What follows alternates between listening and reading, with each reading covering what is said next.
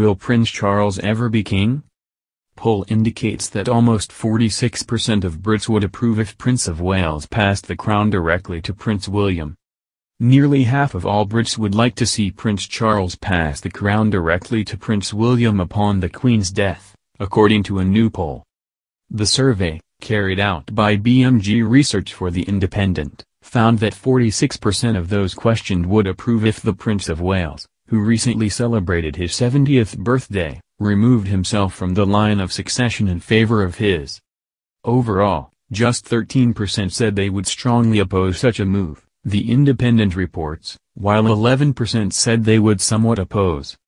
Pro-abdication sentiment was particularly strong among the 18 to 24 age group, with a third of younger respondents saying they would strongly support Prince Charles passing the throne to William when the Queen dies.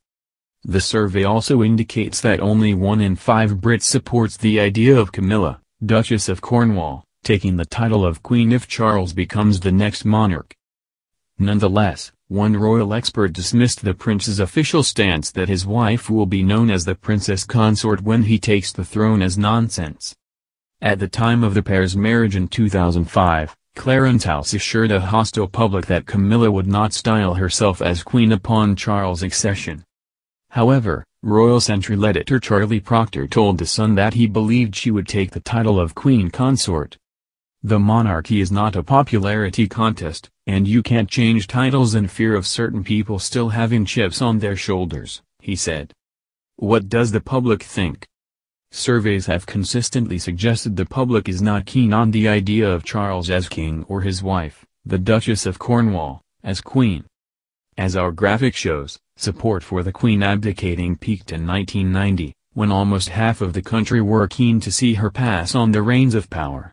However, enthusiasm for King Charles plummeted soon afterwards, probably due to the public breakdown of his marriage to Diana, Princess of Wales, in 1992 amid allegations of infidelity.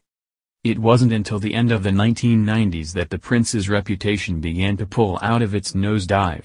The modest climb can be traced to the 1997 appointment of PR advisor Mark Bolland, who is widely credited with restoring Charles's image and preparing the public for his second marriage.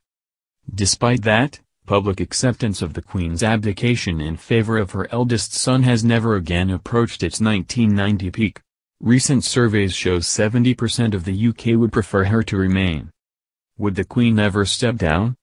Constitutionally, there is nothing to prevent Queen Elizabeth, who became the UK's longest-reigning monarch last September, from stepping down.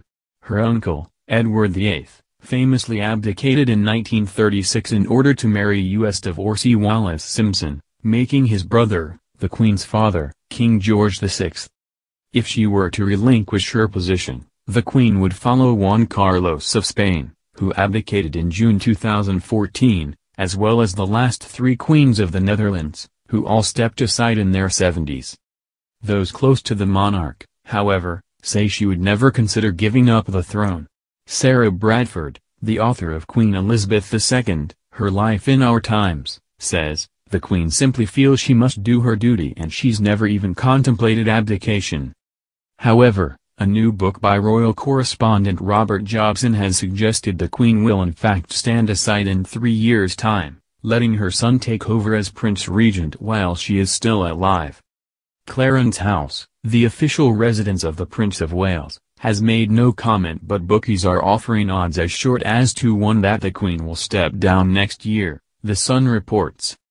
Would King Charles be bad for the monarchy? The problem with Charles as monarch, says the Daily Mail's Alison Pearson, is that we know far too much about his foibles and past terrors to revere him as we revere his mother, and who on earth can follow such an act, she asks. In addition, the prince's well-documented interventions in politics, including the Black Spider memos sent to government ministers, cast doubts about his ability to remain neutral. Constitutional monarchy can't possibly work if the monarch holds and expresses strong views of his own, royalist Geoffrey Wheatcroft writes in The Spectator. The Prince of Wales possesses a strong sense of duty, he says, asking, might not it be best expressed by renouncing the throne in advance? The Guardian's Polly Toynbee advocates a more extreme solution, abolishing the monarchy altogether. Let Queen Elizabeth II reign as long as she lives, she writes. But let her be Elizabeth the last.